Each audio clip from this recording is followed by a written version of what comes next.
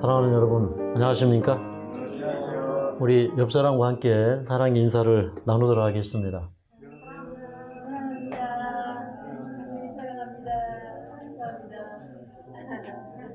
오늘과 내일은 일기예보를 보니까 아주 햇살이 맑습니다. 그런데 다음 주 또 월요일, 화요일 흐리기 때문에 이제 한 이틀 흐리다가 이제 맑은 햇살을 보게 되는데 여러분 이제 이틀 동안 마음껏 햇빛을 보시고 또 운동하시기 바랍니다. 저는 이제 오늘 이 단위에 쓰면서 참 하나님의 말씀은 마치 그 불쏘시개와 같다. 어쩌면 옛날에 우리가 아궁이에 불을 많이 뗐죠.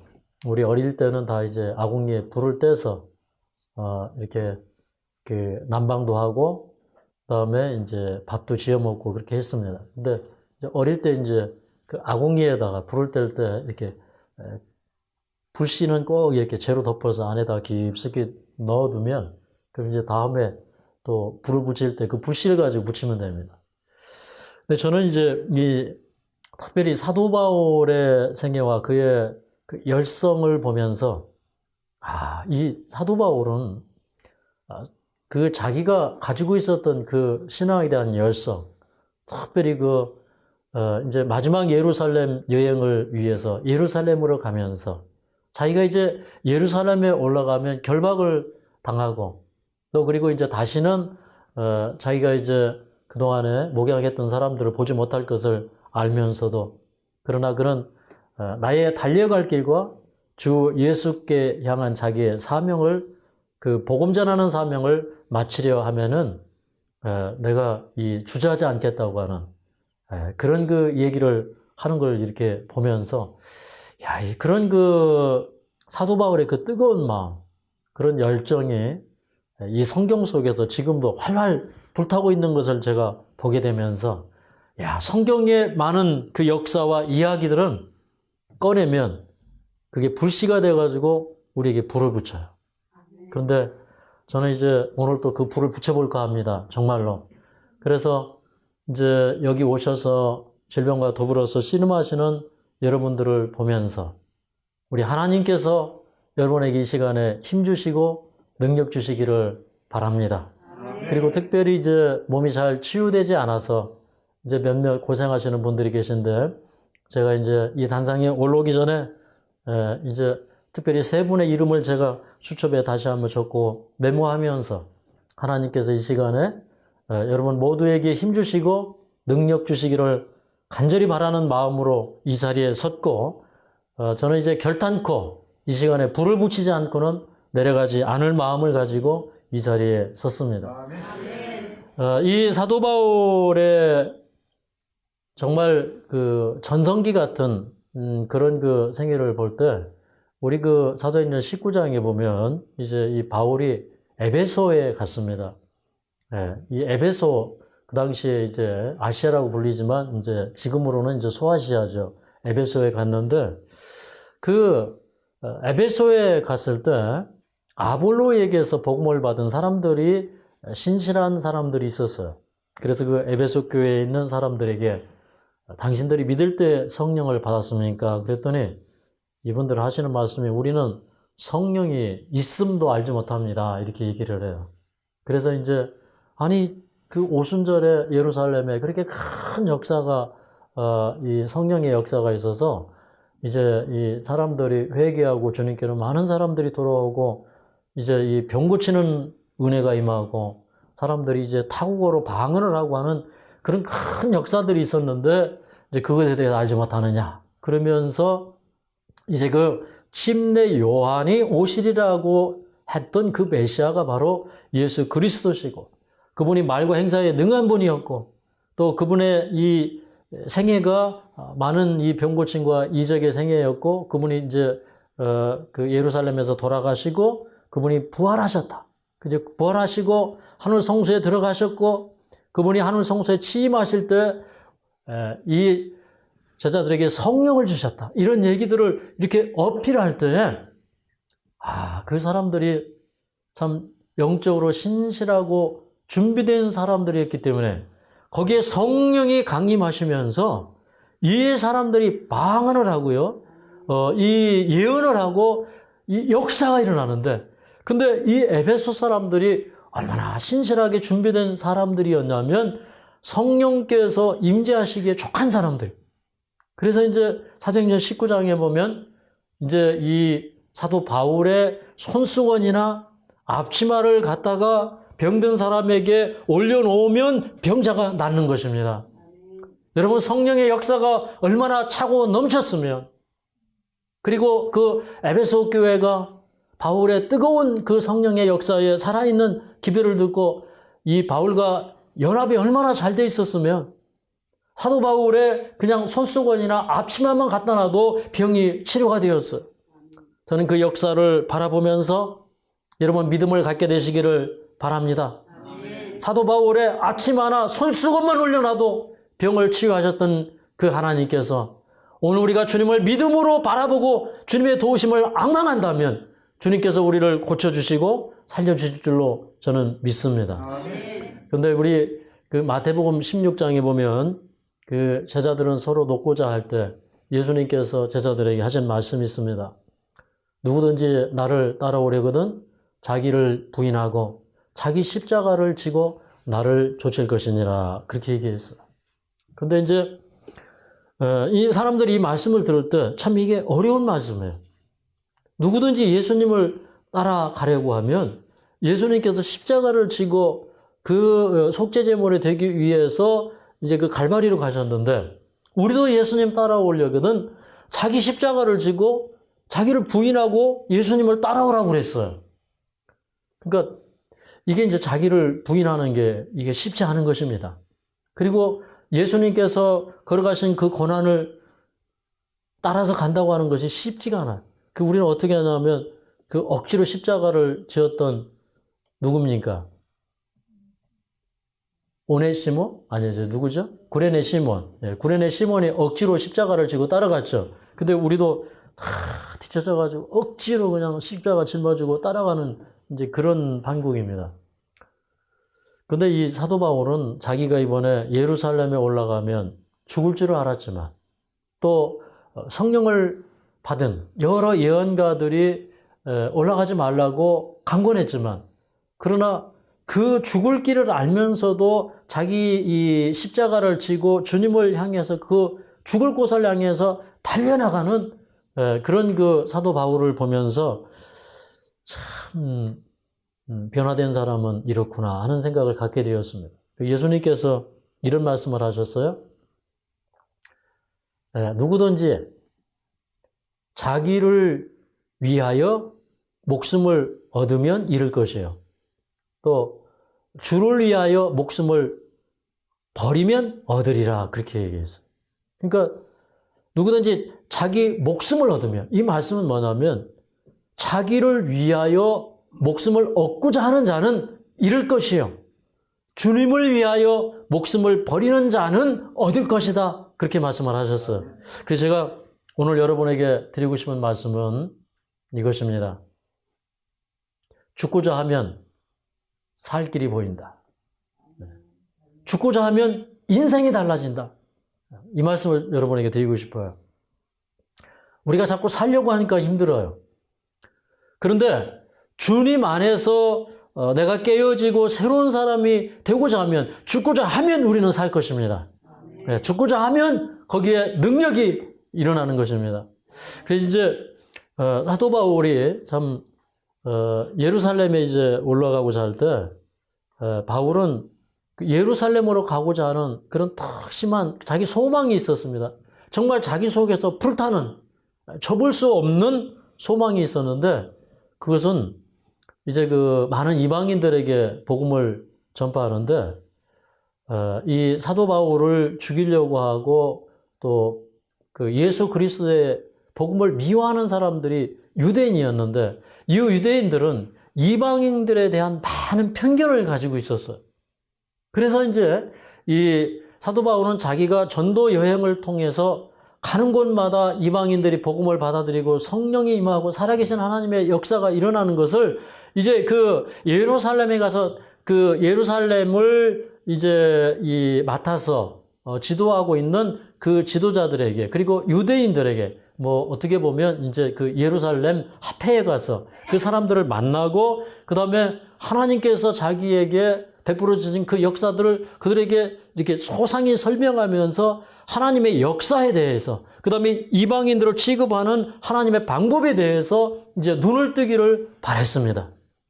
그러면서 이제 자기가 가는 곳마다 이방인들이 회심하면서, 그리고 이제 하나님의 사업을 위하여 특별히 예루살렘 교회의 어려운 형편을 돕고자 많은 이방인들이 많은 헌금을 해줬기 때문에 이제 각 교회의 이제 대표자들과 함께 동행해서 그 돈을 가지고 가서 이제 막대한 예산을 또 주의 사업을 위해서 헌금할 것이었습니다.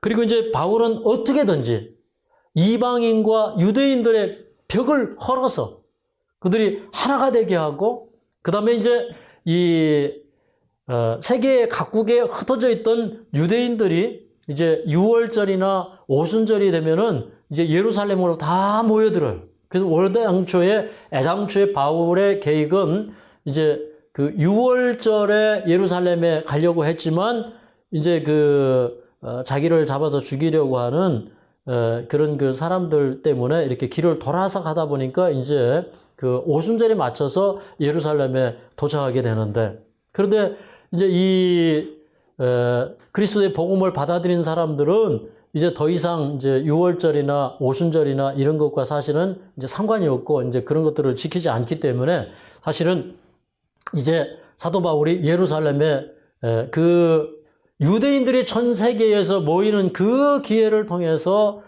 복음을 전하려고 했던 것은 아주 전후의 기회를 이용하려고 했던 그런 불타는 열심 때문에 그렇다고 하는 것입니다. 근데 이제 많은 그 유대인들이 사실 이제 그 예루살렘과 예루살렘 성전을 이미 점령하고 있다고 저는 이제 판단이 되는데, 왜 그러냐면 그 당시에 유대교의 대부분의 사람들이 그리스도의 복음을 받아들이지 않아서 이제 그 그리스도교의 복음을 받아들인 사람들은 이렇게 수세에 몰려 있는 그런 상황이죠. 그래서 이제 어떻게 보면 이제 그 유대인들에게 이 바울처럼 그 의식법을 지킬 필요가 없습니다. 할례를 받을 필요가 없습니다. 의식에 매여 있을 필요가 없습니다. 이런 그 복음을 전하는 이제 이 사도 바울은 이제 유대인들에게 굉장한 미움의 표적이 되는 것입니다.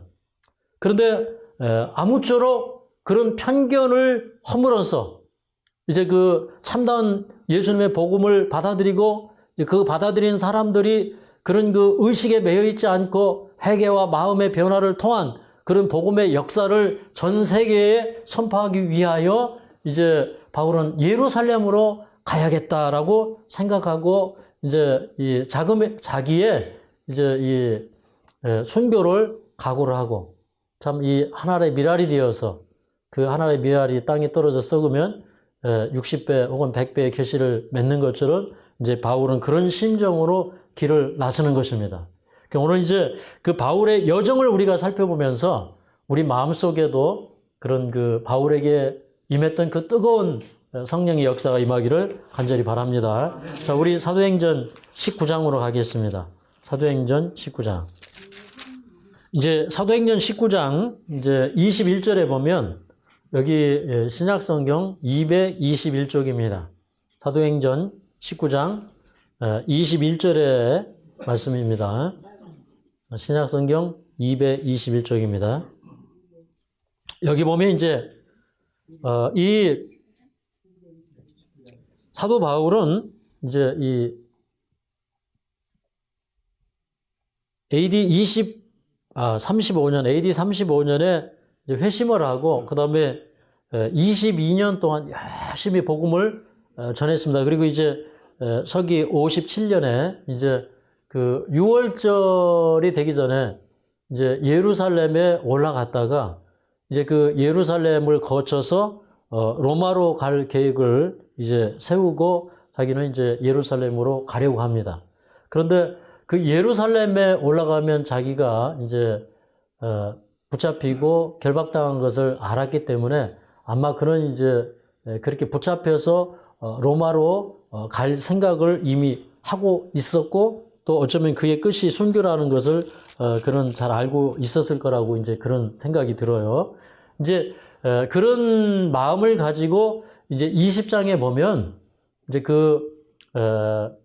예루살렘으로 갈 때 자기는 이제 저 마게도니아와 또 아시아를 거쳐서 그러니까 지금 이제 이 소아시아죠. 이제 그리고 이제 시리아 이런 지역을 거쳐서 이제 그 예루살렘으로 가고자 합니다. 그래서 20장에 보면은 여기 이제 이런 말씀이 있습니다.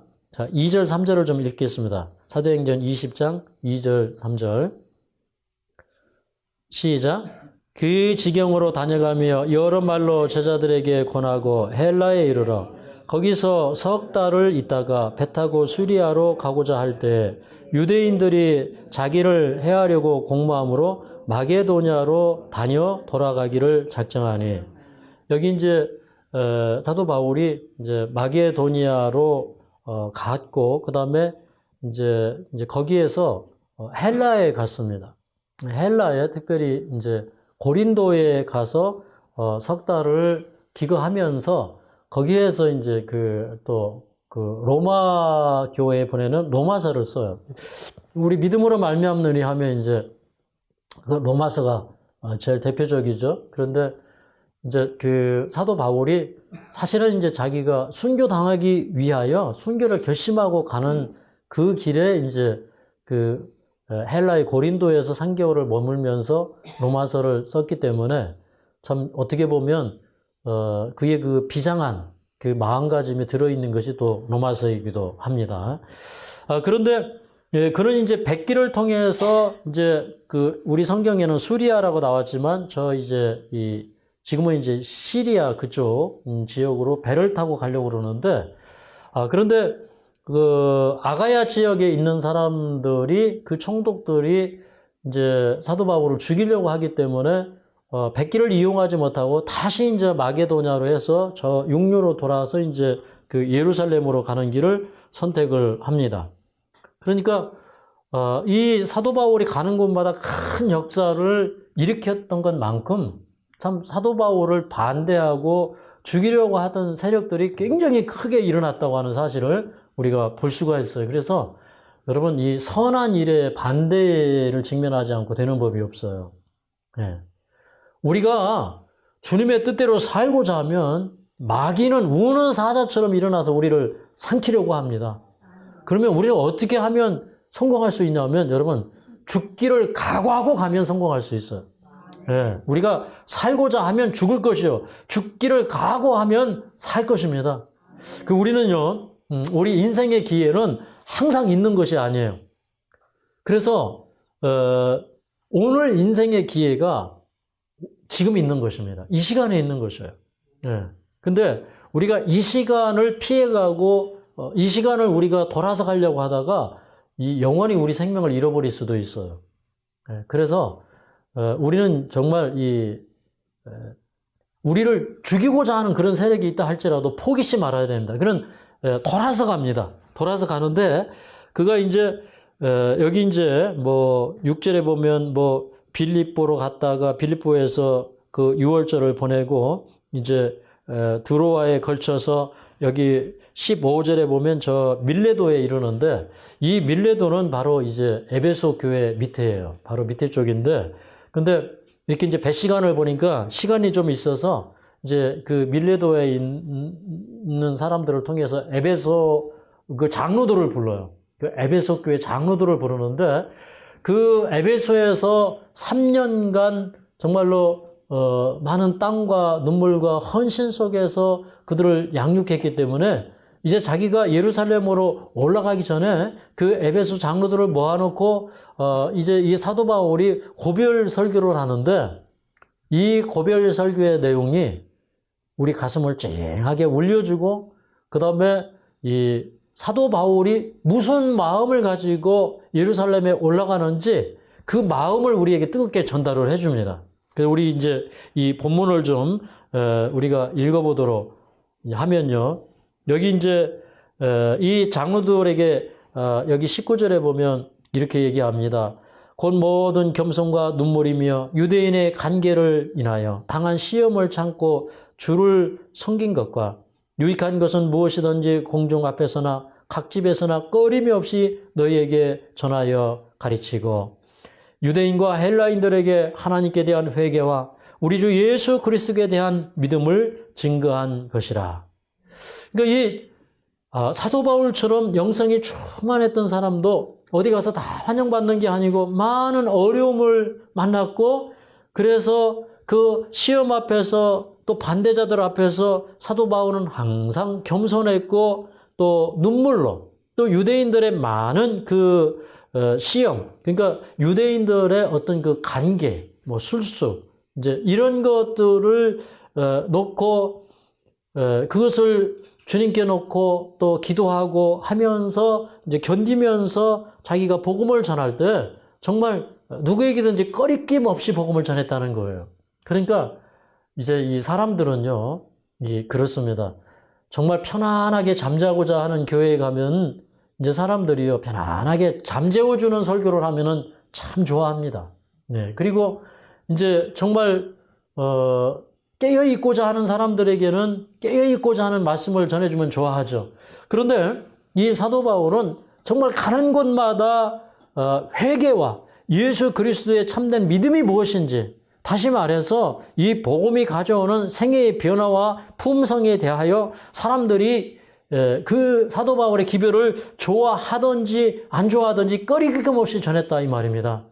그래서 이 사도 바울은 이 자기가 정말 많은 사람들의 이 피해에 대하여 내가 깨끗하다 이런 얘기도 이제 28절에 하는 만큼 자기는 자기가 마땅히 증거해야 될 복음을 가감없이 증거했다는 것입니다.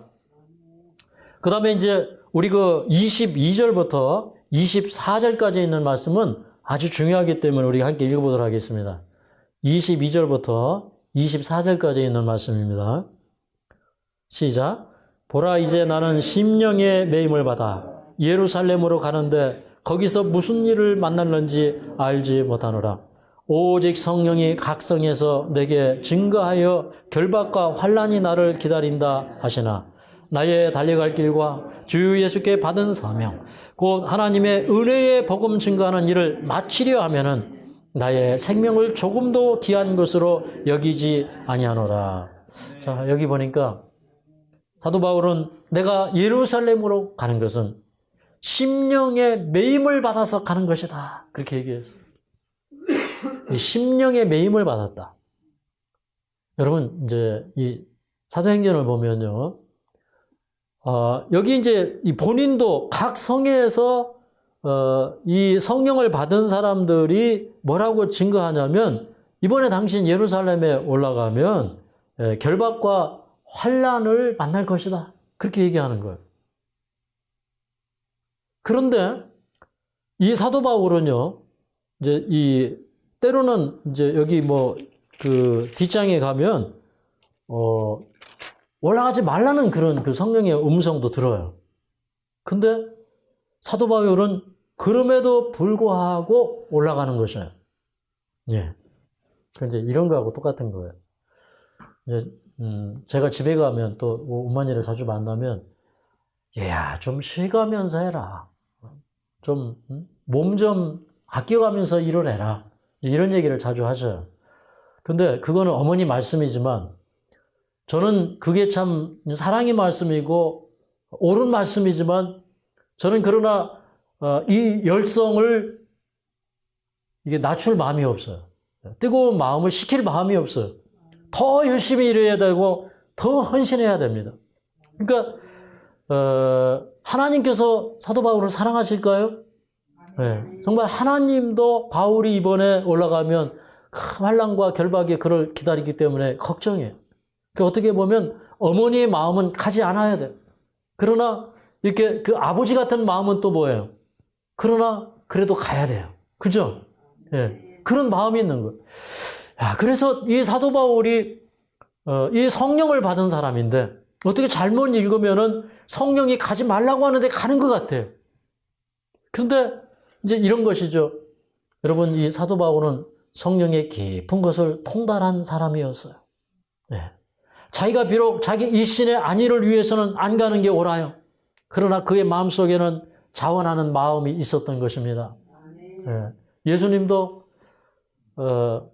아버지여, 할 수만 있으면 이 잔을 내게서 옮기시옵소서. 그러나 나의 원대로 마옵시고 아버지의 원대로 하옵소서. 그래서 어떻게 보면 이 사도 바울도 이제 하나님께서 보실 때 정말 이 사도 바울이라는 사람은 하나님께서 너무나 소중하게 아끼는 그런 존재예요. 네. 그래서 어떻게 보면 사도 바울이라는 사람을 희생제물로 내어주기는 너무 아까워요.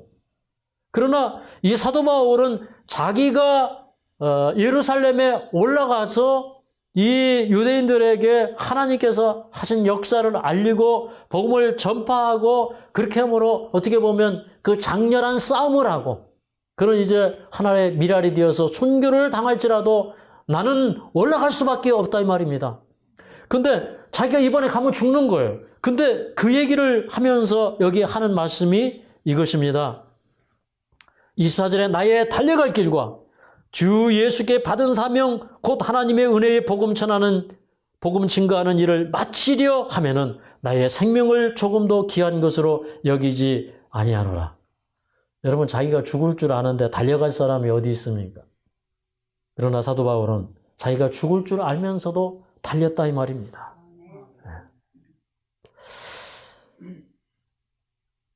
어떻게든지 하나님의 은혜의 역사를 이루기 위해서 자기는 자기 한 목숨이 희생될지라도 그걸 기꺼이 원했어요. 그래서 이제 저는 이런 생각을 합니다. 사도 바울은 그 당시에 올라갔어요. 올라갔는데 사실은 큰 결실을 거두지는 못했어요. 어떻게 보면 사도 바울의 예루살렘 행은 미완성으로 끝난 것 같아요. 그래서 저는 사도 바울의 이 생애를 읽으면서 그런데 그 사도 바울이 남겼던 그 불씨가 지금도 꺼지지 않았음을 보게 되는 것입니다. 아멘. 사도 바울의 기비를 읽을 때 제 마음에도 불이 생겨요. 이런 열심이 생겨요. 이런 믿음이 생겨요. 그러니까 이 마지막 날 사도 바울과 같은 사람들이 나타나서 그 자기가 죽을 줄을 알면서도 나의 달려갈 길과 주 예수께 받은 그 사명 복음 증거하는 일을 마치려 하면은 나의 생명을 조금도 귀한 것으로 여기지 아니하노라고 하는 그런 그 자기 생명을 내어 던져서 불쏘시개를 삼는 그런 역사가 이 마지막 시대에 저는 얼마든지 일어난다고 봅니다. 네. 그래서 이제 불씨를 우리가 살려야 돼요. 사도 바울이 불쏘시개가 되었는데 큰 불이 일어나지는 않았어요. 그런데 이게 이 역사를 우리가 살펴보면요. 이 사도 바울의 생애를 읽는 사람들마다 수많은 사도 바울에게 부어졌던 그 성령의 역사가 일어난다 이 말입니다. 그러니까 어떻게 보면 사도 바울이 바랬던 것처럼 큰 역사가 일어날 거예요. 예. 그래서 저는 그 큰 역사가 우리의 가슴 속에서 시작될 수 있음을 저는 믿습니다. 그 다음에 이제 25절에 보면 너희가 다 내 얼굴을 다시 못할 줄 아노라. 너희가 다 내 얼굴을 다시 보지 못할 줄 아노라. 그러니까 이 말은 무슨 얘기예요? 나는 이제 순교하러 가고 나는 다시 돌아올 수 없다 이 말입니다. 그런데도 자기는 그 길을 주저하지 않고 자기가 달려갈 길이라고 생각하고 가는 것입니다. 그러니까 참 이런 사람이 있는 거예요. 예수님께서 누구든지 나를 따르려 그러거든 자기를 부인하고 자기 십자가를 지고 나를 쫓을 것이니라. 근데 우리는 얼마나 멀찍이서 참 예수님이 우리가 이 십자가 지기 어렵습니다 하고 그렇게 따라갑니까? 근데 복음에 부살라진 사람은 그렇지 않았다는 것입니다. 근데 그 힘이 우리에게 와야 돼요. 그러면 우리가 두려운 게 없어져요. 여러분 죽기를 각오한 사람만큼 능력 있는 사람이 없습니다. 죽고자 하면 사는 것입니다. 또 여기 이제 그의 이 설교는 길어지지만 여기 33절에 보면 이런 얘기를 합니다. 내가 아무의 은이나 금이나 의복을 탐하지 아니하였다 이렇게 얘기합니다. 그러니까 이 사도 바울은 이제 뭐 사람들에게 복음 전하고 이제 헌금을 받고 그런 일에 은금이나 의복에 대하여 자기는 관심이 없었어요. 그리고 35절에 보면 내가 당신들에게 범사의 모본을 보였습니다. 그러니 당신들도 약한 사람들을 도와주고 또 주님께서 주는 것이 받는 것보다 복이 있다 하셨는데 그걸 기억하십시오. 이렇게 얘기합니다. 그러니까 사도 바울은 어떤 사람이에요? 아낌없이 주는 나무예요. 정말 아낌없이 주는 사람이었어요. 그래서 이제 우리가 항상 기억해야 되는 것은 받는 것보다 주는 게 복이 있다 이 말입니다. 그래서 내가 아프다고 자꾸 받을 생각하지 말고 나는 무엇을 줄 것인가를 찾으시기 바랍니다. 그러면 우리 하나님께서 우리에게 우리가 한 가지를 주면 주님께서는 두 가지, 세 가지로 우리에게 채워주셔요. 그래서 줄수록 차고 넘치는 생애가 우리의 생애가 될 수가 있습니다. 자, 그리고 이제 에베소에서 이제 이 사람들과 참 이 눈물로 또 목을 껴안고 또 그 다음에 또 무릎 꿇고 기도하고 작별 인사를 하고 그 다음에 21장에 가면 두로에 갑니다. 근데 이제 그 두로에서 이제 이 7일을 머무는데 그 4절에 보니까 제자들이 성령의 감동을 받아서 바울더러 예루살렘으로 들어가지 말라 그렇게 얘기를 해요. 네. 여러분 이제 우리가 주님 앞에 이렇게 헌신하려고 하는데 이제 정말 헌신하고 싶어요. 그런데 마음 한쪽에서는 다 자기를 사랑하는 마음이 있어요. 그럴 때 야, 뭐 이 성령께서 하지 말라고 그러는데 가지 마 이러면 우리 마음속에 어떤 마음이 살짝 들어올까요? 야, 하나님이 가지 말라고 그러는데 내가 순종해야지 잘 됐네. 저희 발람이라는 선지자가 이제 모압 왕 발락이 와서 이스라엘을 이제 저주해 달라고 그러니까 이 발람이 이제 하나님께서 분명히 가지 말라고 하는데도 자꾸 가가지고 끼웃끼웃 하는 거예요. 혹시 하나님께서 마음이 변해가지고 밤새 뭐 좀 가라고 안 하실까 이렇게 끼웃끼웃 하다가 이제 가자고 하는 사람들이 돌아갔는데 그 길을 따라가는데 나귀가 막 가다가 막 밭으로 들어가고 막 벽에다 발을 비벼대고, 예? 그리고 막 나중에는 나귀가 말을 하잖아요. 그죠? 근데 막 이놈이 주인 말 안 듣는다고 막 두드려 패잖아요. 그죠? 그러니까 발락은 이제 어떻게든지 핑계를 삼아가지고 가려고 하는 겁니다. 예. 하나님의 사자가 칼을 들고 서서 저희 나귀가 그렇게 안 했으면 내가 벌써 너를 칼로 목을 베었을 것이다 이렇게 얘기해요. 근데 그때도 발람은 뭐라고 하냐면 그래도 제가 허락하시면 가겠습니다. 이제 이런 투로 얘기를 해요. 그리고 그냥 가거든요. 하나님의 뜻이 분명한데도 불구하고. 그런데 이제 사도 바울은 정말 그 성령의 감동을 받은 사람들이 하지 말라고 하는데도 자기는 가는 거예요. 그러니까 정말 이렇게 말릴 수 없는 그런 열성이 우리에게 있어야 돼요. 이게 그 사도 바울이 가지고 있었던 열성입니다. 그리고 이제 거기를 떠나서 이제 가이사랴에 갔는데 가이사랴에 갔더니 여러분 일곱 집사 중에 빌립이 있죠. 초대교회 일곱 집사 중에 빌립. 그 사마리아에 가서 복음을 전했던 이 빌립이 가이사랴에 가서 이제 이 외방 선교사로 있으면서 거기서 딸을 4명을 낳는데 이 딸들이 성령을 받아서 또 예언하는 사람들이에요. 그 집에 갔는데 근데 이 딸들도 올라가지 말라고 이렇게 권면을 했을 것 같아요. 그런데 거기 또 선지자 아가보라는 사람이 왔어요. 그래서 이제 바울의 혁대를 가져가더니 그 혁대를 가지고 자기 수족을 잡아매면서 하는 얘기가 이 띠의 임자가 다시 말해서 당신 바울 이번에 예루살렘에 올라가면 이렇게 결박을 당할 것이요. 그러니까 무슨 얘기예요? 이번에 가면 붙잡혀서 수족에 결박을 당할 것이라는 거예요. 그러니까 이거 좀 어떻게 보면 좀 리얼한 표현이에요. 예. 당신 이렇게 뭐 올라가면 결박을 당할 것이다. 이게 잘 피부에 안 와닿잖아요.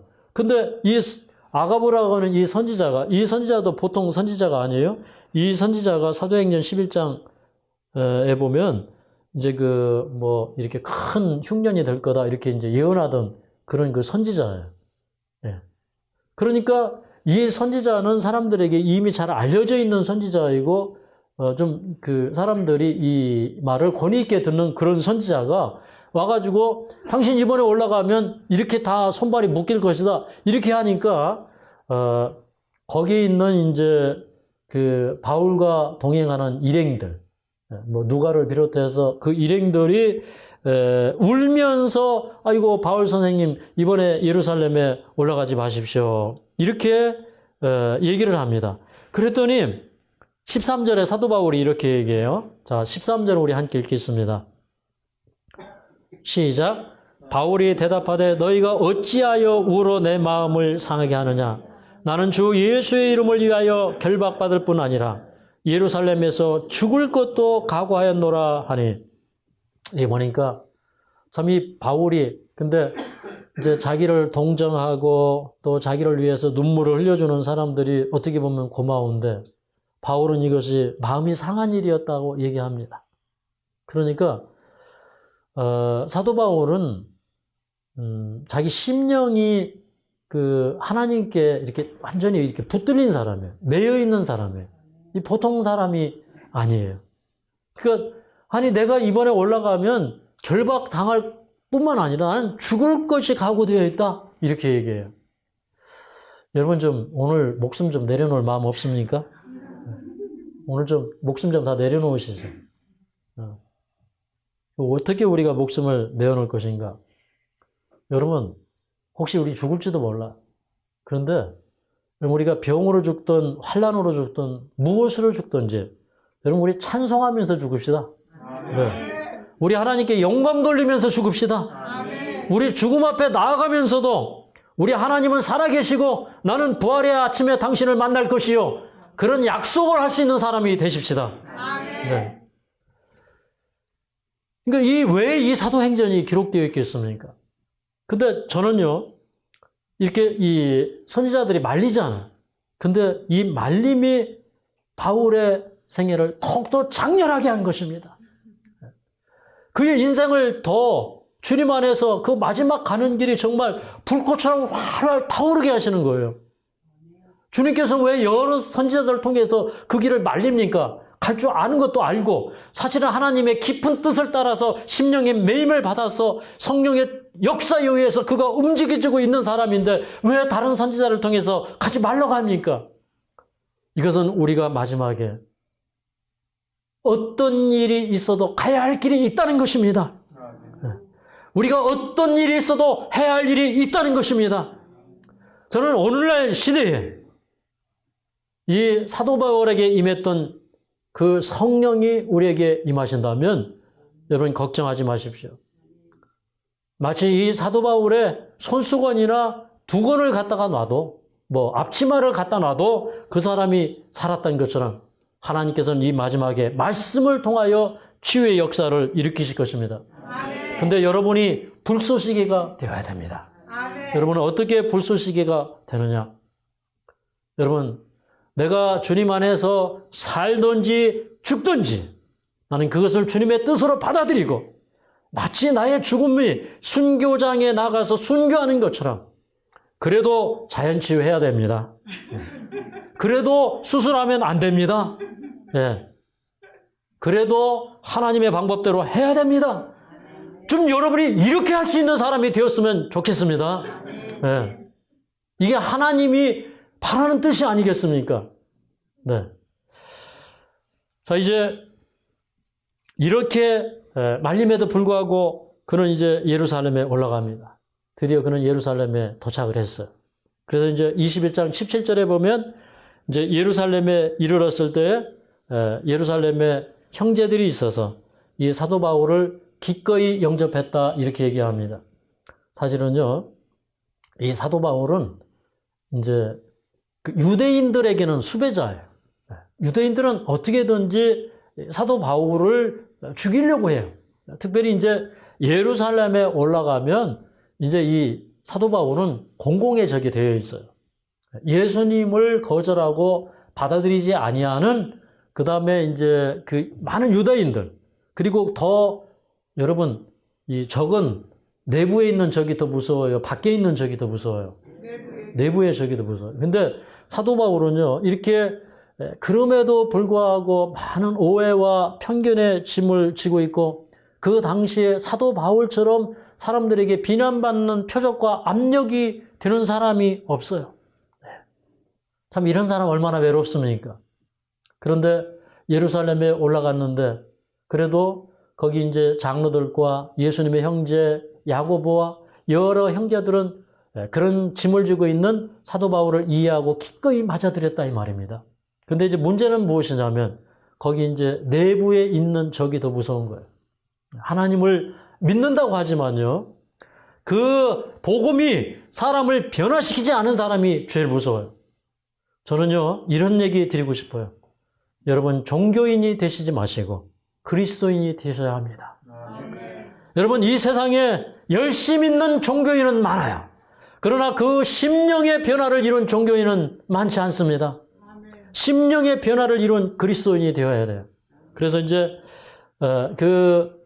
많은 형제들 앞에서 어떻게 보면 이제 예루살렘의 지도자들, 장로들, 그러니까 어떻게 보면 이제 합회를 이루고 있는 그 사람들 앞에서 그가 선교할 동안에 하나님께서 어떻게 역사하셨는지 소상하게 얘기를 합니다. 그리고 이제 그 이방인들의 많은 그 환대. 여러분, 유대인들은 이방인들에 대해 굉장한 편견을 가지고 있었지만 오히려 이방인들은 유대인들을 돕고자 했어요. 거기에 어떻게 보면 유대인들의 부끄러움이 있는 것입니다. 여러분, 그 사도행전 10장에 보면은 고넬료 같은 사람은 로마의 백부장이었지만 그가 이렇게 경건하고요, 의롭고, 그 다음에 자기의 재산을 다 털어서 힘써 구제함으로, 또 그 다음에 유대인들을 위해서 오히려 성전을 지어준 그런 로마 백부장도 있지만, 그렇게 유대인들을 위해서 정말 많은 그 봉사를 하는 이제 그런 사람들을 보면 참 어떻게 보면 이방인들은 오히려 유대인들에게 관대했는데, 근데 그 유대인들은요, 이방인들에 대해서 굉장한 편견을 가지고 있었어요. 근데 그런 얘기를 할 때 사람들이 이 얘기를 들은 다음에 20절에 보니까 저희가 듣고 하나님께 영광을 돌렸다 그렇게 얘기하고 있어요. 여러분, 듣고 하나님께 영광을 돌리는 것만으로도 부족한 것 같아요. 사람들이 모이는 곳에는요, 항상 하나님의 말씀이 선포되고 또 간증이 있고 또 사람들이 그 말씀을 또 듣고 하나님께 영광 돌리고 합니다. 그런데 거기에 어떤 사람들이 있었냐면 심령의 변화가 없는 사람들이 있었어요. 여러분, 내가 진짜 그리스도인인가 생각해 봐야 됩니다. 내가 교회 잘 다닌다고 진짜 그리스도인이 아니에요. 내가 성경을 안다고 진짜 그리스도인이 아니에요. 그 복음이 나를 변화시키지 않는 한 나는 그리스도인이 아니에요. 맞습니까? 예. 여러분, 이 진리는 어떤 사람이 받게 되냐면, 그 진리가 자기를 깨트리고 자기의 생애를 변화시킬 수 있는 사람이 진리를 받게 돼요. 여러분, 이 사도 바울이 이제 사도행전 한 9장쯤 하고 저쪽에 26장에 가면 그 사도 바울이 회심하는 장면이 나오거든요. 그런데 그리스도인들을 잡아 죽이기 위하여 다메섹으로 갈 때, 그런데 그 태양보다 밝은 그 빛이 그들에게 비추면서 거기에 누가 나타나신 거예요? 예수님이 오신 거예요. 그러니까 사람들이 다 놀라서 자빠졌어요. 그 감당하지 못해 사람들이 다 쓰러졌어요. 근데 예수님께서 사울아 사울아 어찌하여 나를 핍박하느냐. 그랬더니 사도 바울이 주여 니시오니까 나는 내가 핍박하는 예수라. 가시채를 뒷발질하는 내가 고생이구나. 그렇게 얘기하죠. 근데 제가 이거 읽어보니까 그 예수님이 나타나가지고 바울 이놈! 그렇게 얘기한 게 아니에요. 큰 영광으로 왔는데 뭐라냐면 이렇게 사울아 사울아 부르는데 어떻게 부르셨을까요? 막 무섭게 불렀을까요? 굉장히 자상하게 불렀을까요? 자상하게. 사울아 사울아 내가 어찌하여 나를 핍박하느냐. 그러니까 금방 이제 사실은 주여 니시오니까 했을 때 하나님께서 오신 걸 안 거예요. 근데 나는 내가 핍박하는 예수라. 가시채를 뒷발질하기가 고생이구나. 그렇게 가시제가 이렇게 끝에 뾰족한 그런 것들이잖아요. 근데 이걸 뒷발질 하니까 이거 발로 차니까 얼마나 아프겠어요. 그죠? 그렇게 본 거예요. 그러니까 네가 엉뚱한 짓 하느라고 지금 고생이다 이 말이에요. 네. 그러면서 네 발로 일어서라 그렇게 얘기합니다. 그러면서 내가 나를 봤지?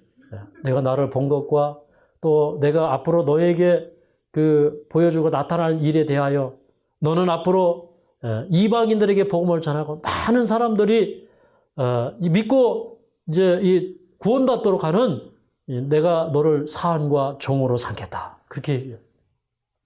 그때 이 사도 바울이 얼마나 주님 앞에 자기를 굴복하고 낮췄는지 몰라요.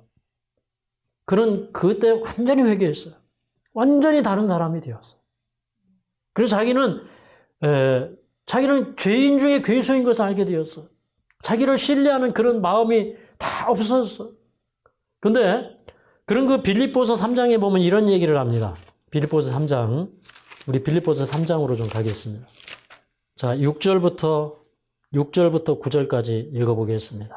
자, 읽겠습니다. 시작. 열심으로는 교회를 핍박하고 율법의 의로는 흠이 없는 자로다. 그러나 무엇이든지 내게 유익하던 것을 내가 그리스도를 위하여 다 해로 여길 뿐더러 또한 모든 것을 해로 여기면 내 주 그리스도 예수를 아는 지식이 가장 고상함을 인함이라.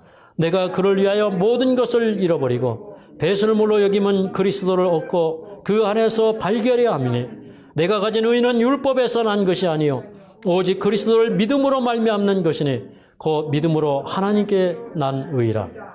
자기는요 사내들인 회원이었고 정말 좋은 가문의 부자예요. 신분이 높은 고관이었어요. 그런데 예수님을 안 다음에 자기가 가진 모든 것을 오히려 해로 여기고 냄새나는 배설물로 여겼어요. 그러니까 똥같이 여겼어요. 그런데 그리스도를 아는 지식이 가장 고상하기 때문에 그리스도를 아는 것 외에는 자기는 다 버렸다는 것입니다. 그가 경험적으로 알고 그리스도를 본받기 위하여 그것이 가장 자기에게 생애에 바라보는 고상한 일이 된 것입니다. 그 다음에 이제 자기가 가진 의는 믿음으로 하나님께 난 의라 이거죠. 그러니까 자기 그 품성의 변화를 위해서 그런 힘썼던 사람이에요. 그 다음에 10절에 내가 그리스도와 그 부활의 권능과 그 고난의 참여함을 알려하여 그의 죽으심을 본받아 어찌하든지 죽은 자 가운데서 부활에 이르려 하노니. 그러니까 이 사도 바울이 어찌하든지 자기는 부활의 권능에 참여하기를 원했어요. 네. 여러분 이런 부활의 권능이 우리에게 막 이르러 와야 됩니다. 그 부활의 권능이 우리에게 힘으로 와야 돼요. 그러니까 그 부활의 권능이 무엇이냐? 예수님이 자원해서 십자가에 달려 돌아가셨던 것처럼 자기도 그 고난을 두려워하지 않는 것입니다. 그것이 주님의 가신 길이기 때문에. 근데 주님의 부활의 권능을 그가 체험한 다음에 자기 생애에 이루신 그 변화, 그 다음에 자기는 죽을지라도 그 부활한 자들의 무리 가운데서 자기가 일어날 것을 믿음으로 바라본 그 믿음이 우리에게 충만하게 임해야 합니다. 네. 그래서 이제 참 변화만큼 우리에게 능력을 주는 것이 없습니다. 그런데 이제 이 사도 바울이 예루살렘에 올라가서 이제 자기가 이제 선교한 것들 다 고하고 그 다음에 유대인의 편견을 이제 무너뜨리기 위하여 이제 그 이방인들에 대한 변호를 하고 이제 이런 시간을 갔는데, 근데 사람들이 바울의 얘기를 이렇게 듣더니 하는 얘기가 그런데 말이지 당신이 이런 말이 들린다. 당신이 모세를 배반하고 사람들에게 할례를 하지 말라고 하고 그 다음에 그 규모, 그러니까 관습을 지키지 말라고 하는 얘기가 들린다. 네. 그런데 이번에 당신이 이 예루살렘에 왔다는 얘기가 저 유대인들에게 알려지면 당신 대단히 위험해진다. 이런 얘기를 하는 것입니다. 그러면서 이제 여기 뭐 24절에 보면 이런 얘기를 해요. 이 후반에 보면 우리도 다른 사람들이 당신에 대하여 하는 얘기가 헛된 건 줄 안다. 그러니까 당신이 이 사람들한테 오해받고 모함받는 것도 안다. 그리고 뭐 사람들은 당신이 모세의 율법을 지키지 말라고 하는 사람인 줄 그렇게 알지만 우리는 당신이 이렇게 율법을 지키는 것도 안다. 이렇게 하면서 우리가 당신 수고와 다 그거 아는데 당신 위험하니까 그 당신을 이제 이 사람들이 많이 바라보고 있는데 이미 그 유대인들 중에서도 이 그리스도 복음을 받아들이고 믿는 사람이 굉장히 많다. 여기 수만이라고 했는데 굉장히 많은 사람들이 있다는 것입니다. 그러니까 이렇게 그런 사람들을 위해서 당신이 이번에 여기 보면 이제 지금 이렇게 서원한 네 사람이 있다. 그렇게 얘기를 해요. 그런데 그 네 사람들과 함께 이렇게 구약의 율법을 따라서 좀 결례를 행해라. 이렇게 얘기해요. 근데 이제, 우리 민수기 이제 6장을 보면 이제 옛날에 나실인들이 서원을 하면, 나실인은 헌신하는 기간 동안에 머리를 깎지 않았어요. 이제 삭도를 대지 않았어요. 그리고 머리를 이렇게 쭉 길어요. 근데 자기 이제 서원한 그 기간이 지나면 이제 무슨 번제, 화목제, 속죄제, 이런 예물들을 드려요.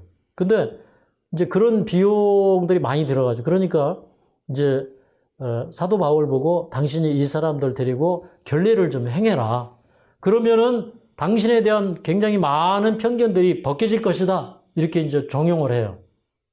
근데, 사실은요, 이 당시에 이 교회는 참 심각한 위험과 위기 가운데 있었어요. 왜 그러냐면, 여러분, 예수님께서 십자가에 달려 돌아가신 다음에 더 이상 제사를 드릴 필요가 없어졌어요. 맞습니까? 근데 그때 당시에 이제 이 많은 사람들이 이렇게 상번제를 드리고 번제를 드리고 이런 것들이 많이 없어졌던 것 같기는 해요. 그런데 이제 갈라디아서 4장 10절이나 골로새서 2장 26절에 보면 사람들이 아직도 뭘 지키고 있었냐면 이렇게 이제 달을 지키고, 그 다음에 날을 지키고, 또 절기를 지키고, 또 이렇게 이제 그들 사이에 어떤 먹고 마시는 것 때문에 있어서 어떤 강론들이 있었고, 그 다음에 그 절기를 지키는 것들 가운데는 이렇게 안식일들, 우리 골로새서 안식일이라고 했지만 이제 원어는 이제 복수로 되어 있죠. 그 절기 안식일들. 이제 이런 것들 때문에 이제 상당히 의견이 분분했고, 역시 그것들을 계속 부분적으로 이제 고수하면서 지켜나가는 사람들이 있었다 이 말이에요. 그러니까 이제 예루살렘에 수많은 유대인들은 아직도 옛날에 구약시대에 그 제사를 그대로 드리고 있고, 그 가운데서 복음을 받아들인 사람들도 은근히 그래도 할례는 좀 행해야지, 그래도 이런 절기 같은 거는 좀 지켜야지, 그러면서 이런 나실인 서원 이런 의식 이런 것도 하면 이런 건 괜찮지 않나? 이제 이런 생각들이 있었던 거예요. 근데 이제 그 당시에 사실 이제 교회는 어떻게 결의를 했었냐면, 자, 이제 앞으로 이방인들이 많이 교회 안에 들어오고 하는데, 이제부터는 우리가 이제 이런 이 복음을 받은 우리가 이제 사도행전 15장에서 결의된 내용이 여기서도 이렇게 나오는데, 여기 25절에 보면 이방인들에게 이것만은 금하자 하는 얘기가 나오는데, 25절에 보면 우상의 제물. 옛날에는 이렇게 우상 숭배를 하기 위해서 짐승을 잡아서 드리고, 그걸 또 시장에서 내다가 팔고 이런 일들이 비일비재했어요. 그러니까 우상의 제물을 금하자 이 말입니다. 여러분, 우리가 제사 드리고 제사밥 먹으면 돼요, 안 돼요? 네? 사실은 성경하고 위배되는 거예요. 아닌 거예요. 그 다음에 또 뭐라고 했냐면, 목매여 죽인 것. 여러분, 옛날에 개 잡아서 먹고 할 때 다 목매달아 죽었죠. 근데 이거 이제 먹지 말자. 왜 그러냐면, 이제 짐승이 죽을 때 피 속에 수많은 독성들이 생겨요. 스트레스 호르몬, 노르아드레날린, 콜티솔 호르몬을 비롯해서 우리가 알지 못하는 수많은 독성들이 생겨나기 때문에 이렇게 이제 목매어 죽은 거 먹으면 안 돼. 그러니까 또 우리 이 율법에는 찢겨 죽인 거.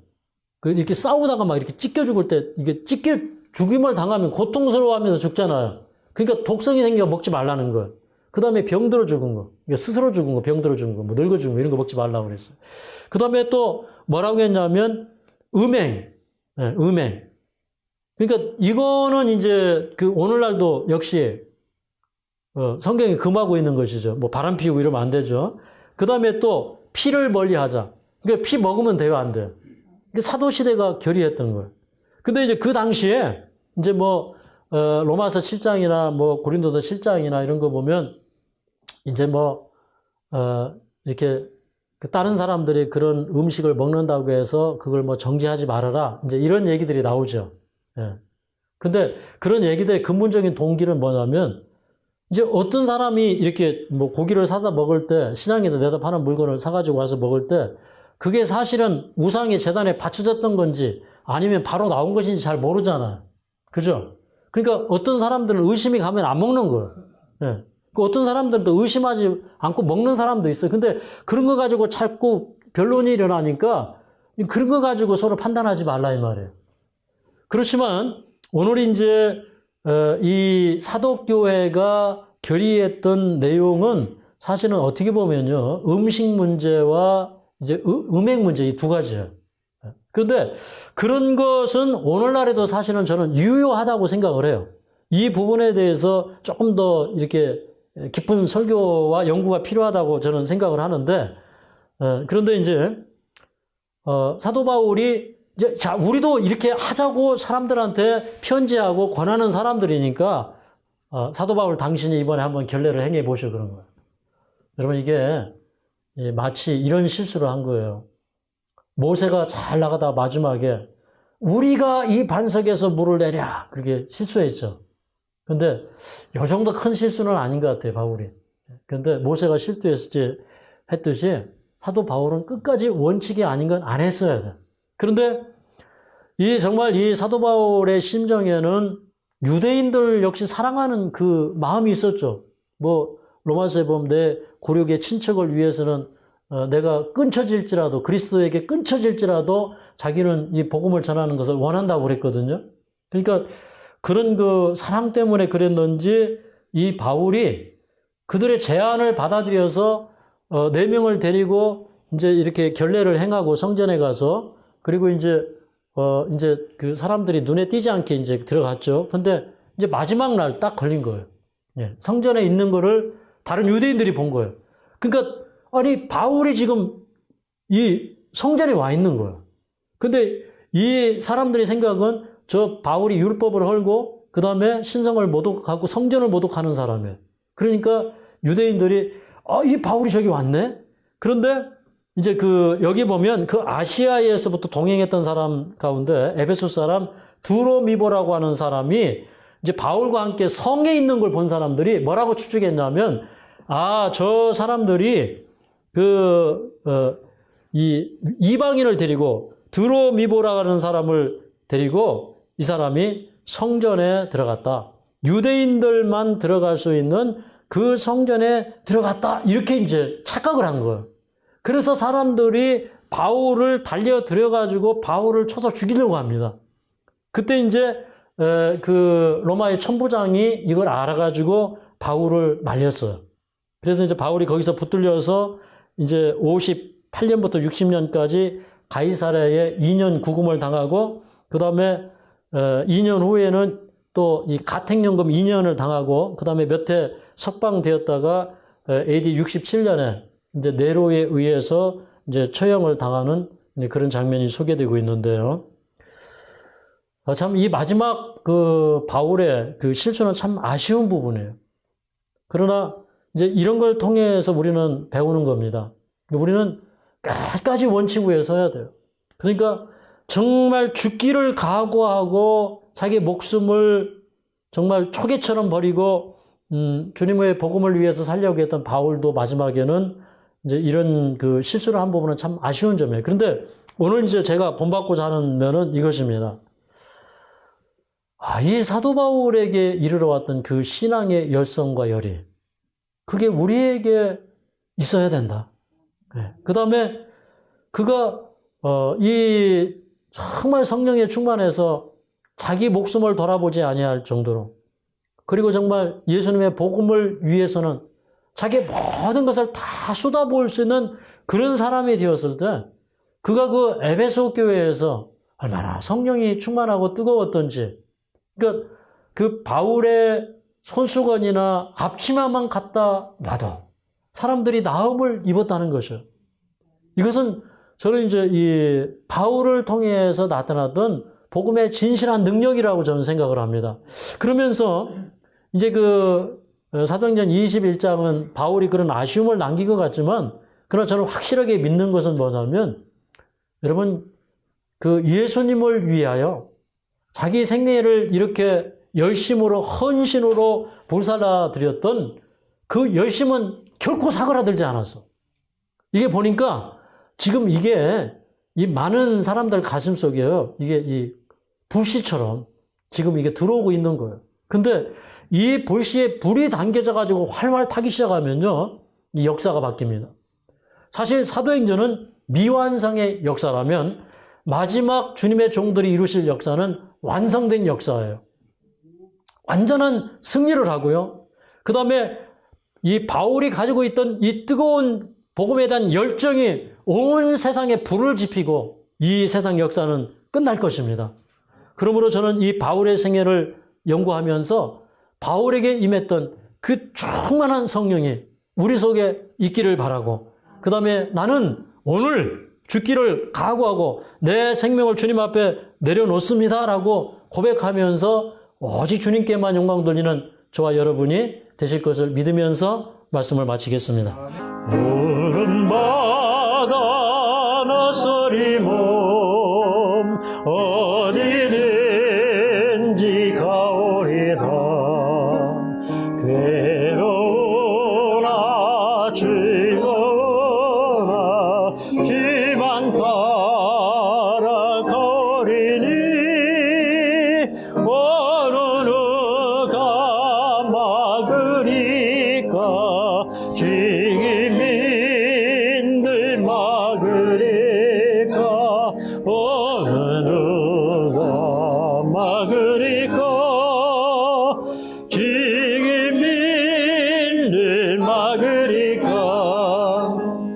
악을 골자 빈들에도 복음 들고 가오리다. 소돔 같은 거리에도 사랑 안고 찾아가서 정의 몸에 지는 것도 아낌없이 드리리라. 정의 몸에 지는 것도 아낌없이 드리리라. 존귀 영광 모든 권세 주님 홀로 받으소서. 멸시전대 십자가는 죄가 지고 가오리니 이름 없이 빛도 없이 감사하며 섬기다. 이름 없이 빛도 없이 감사하며 섬기리라. 아멘.